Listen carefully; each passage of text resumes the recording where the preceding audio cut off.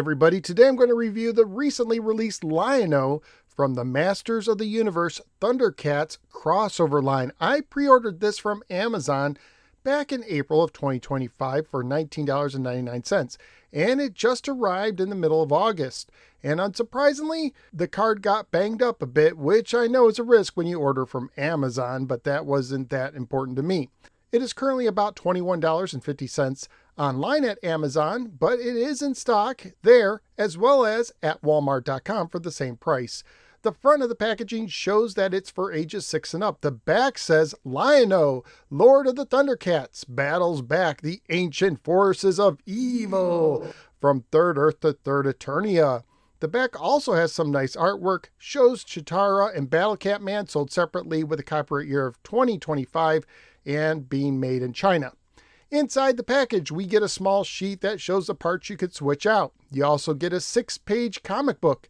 It tells the story of Skeletor summoning the ancient spirits of evil to gain more power to defeat He-Man. The ThunderCats, who have already defeated Mumra and the Black Pyramid, are traveling in space from Third Earth to New Thundera when the Sword of Omens activates. It shows Tigra has been trapped in the Black Pyramid as a planet appears out of nowhere. They crash land on that planet, Third Eternia, meet up with He-Man and Battle Cat Man and join forces, but Skeletor, who wants to join the Sword of Omens with the Power Sword, has transformed into Skelera, the Ever-Living, which leaves this story unresolved.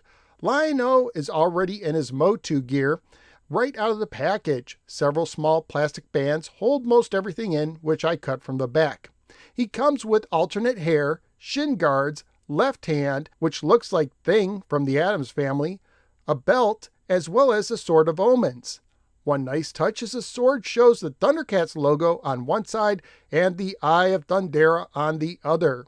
He has standard articulation including head movement as well as movement in the arms, elbows, wrist, waist, legs, knees, shins, and ankles.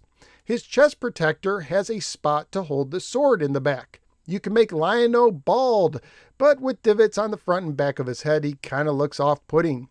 I removed the chest protector, which snaps together on the back, and it did leave a mark underneath that I rubbed off easily. I also removed the shoulder protector, which has a cool sculpt, by removing his left hand and sliding it off. I also removed his fuzzy MOTU underoos by taking them apart at the torso, his MOTU shins by pulling them off after pulling off his feet, and the bracelet as well by pulling off his right hand, and replace them with the alternate accessories except for the Thing hand.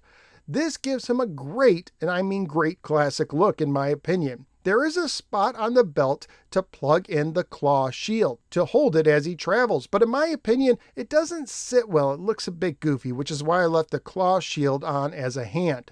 One small bummer is you cannot have him hold the sword directly in front of his face to do the sight beyond sight pose, but overall I am very happy with this figure.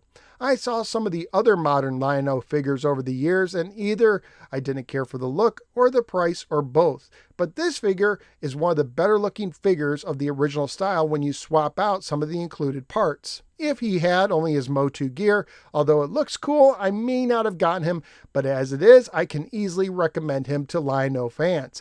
So what do you think? Do you have this figure? Do you have any thoughts on him? Let me know in the comments below, and I will see you next time.